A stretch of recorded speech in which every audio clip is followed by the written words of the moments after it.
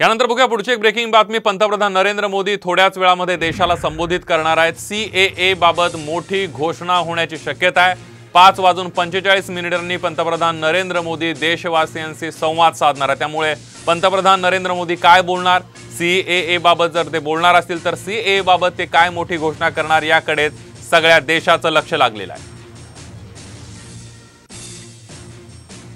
अधिक माहितीसाठी जाऊयात नवी दिल्लीला। थेट आपले प्रतिनिधी प्रमोद जगताप आपल्या सोबत आहेत। प्रमोद,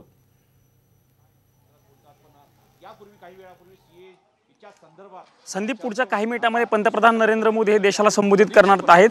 5:45 खरं तर पंतप्रधानांचं हे संबोधन असणार आहे। त्यामुळे पंतप्रधान काय बोलतात याकडे सगळ्यांचं लक्ष लागलेलं आहे। जी माहिती मिळते त्या माहितीनुसार इस्रो संदर्भातील एक महत्त्वाची घोषणा जी आहे ती पंतप्रधान नरेंद्र मोदी आपल्या संबोधनामध्ये करू शकतात। सोबतच सीएए संदर्भात देखील पंतप्रधान बोलू शकतात, कारण संध्याकाळी 8 वाजता गृह मंत्रालयाकडून या सगळ्या संदर्भातलं नोटिफिकेशन जारी केलं जाणार आहे अशी देखील माहिती मिळते। त्यामुळे बघावं लागणार आहे पंतप्रधान नेमकं काय बोलतात। अशा पद्धतीचं पंतप्रधानांचं ही पहिली वेळ नाही संदीप, कारण यापूर्वी देखील आपण बघितलं की नोटाबंदीचा निर्णय असेल किंवा शेतकऱ्यांचे कायदे मागे घेणं असेल, या सगळ्या संदर्भात पंतप्रधान नरेंद्र मोदीने अशाच पद्धतीनं अचानकपणे टीव्हीवरती येऊन खरं तर संबोधन केलं होतं देशाला, आणि धक्का जो आहे तो दिल्याचं आपल्याला वारंवार बघायला मिळालं होतं। त्यामुळे पंतप्रधान नेमका यानंतर बघूयात आताच्या घडीची एक मोठी बातमी। मोदींकडून ट्विट करत मिशन दिव्यास्त्रची माहिती देण्यात आलेली आहे। मोदींकडून ट्विट करण्यात आलेलं आहे, जे इस्रोच्या संदर्भातला आता आपला प्रतिनिधी प्रमोद जगतापनं सांगितलं त्या अनुषंगानंच पंतप्रधान मोदींचं ट्विट असल्याचं समजतंय। मोदींकडून ट्विट करत मिशन दिव्यास्त्रची माहिती देण्यात आली आहे। थेट जाऊयात पुन्हा एकदा प्रमोद जगताप आपले प्रतिनिधी आपल्या सोबत आहेत। प्रमोद, आपण बघतोय मोदींनी ट्विट केले आणि मिशन दिव्यास्त्रची माहिती दिलेली आहे, काय सांगशील याबद्दल? तू जसं मगाशी काही वेळापूर्वी म्हणालास की इस्रोच्या संदर्भात मोठी घोषणा होऊ शकते।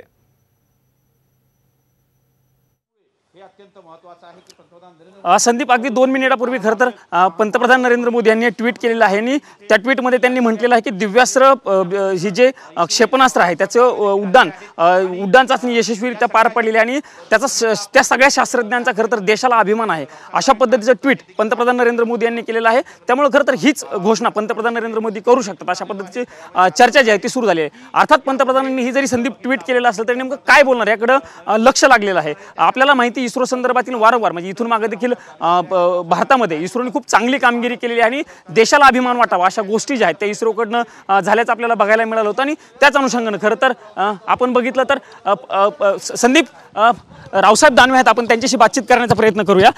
येणार नाही, त्यांनी ट्विट केलं आणि ट्विटच्या माध्यमातून मोदीजींना संदेश दिलेला आहे आणि DRDOचं त्यांनी अभिनंदन केलं। पण सीएए बद्दल ही घोषणा होऊ शकते असं मला सांगतात ना।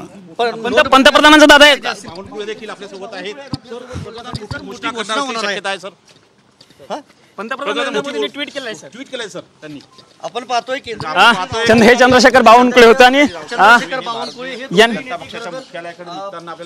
संदीप हे दोन्ही महत्त्वाचे नेते चंद्रशेखर बावनकुळे असतील किंवा रावसाहेब दानवे असतील, हे दोन्ही नेते खरं तर भाजपची जी कोर कमिटीची मीटिंग आहे त्या मीटिंगसाठी खरं तर निघालेले आहेत भाजप मुख्यालयाकडे। पण या दोन्ही विषयावरती त्यांनी खरं तर बावनकुळेंनी बोलणं टाळलेलं असल्याचं आपल्याला बघायला मिळतंय। रावसाहेब दानवेंनी ज्या पद्धतीने सांगितल्या वेळेस तशाच पद्धतीने आपण जर बघितलं तर ट्विट केलेलं आहे। त्यामुळं अशा पद्धतीची प्रतिक्रिया खरं तर रावसाहेब दानवे यांनी दिली आहे, मात्र बावनकुळे यांनी या सगळ्या संदर्भात खरं तर बोलणं टाळू शकतो। काय सर असो काय शकतं, पंतप्रधानांनी देखील ट्विट केले घेतले होते सर।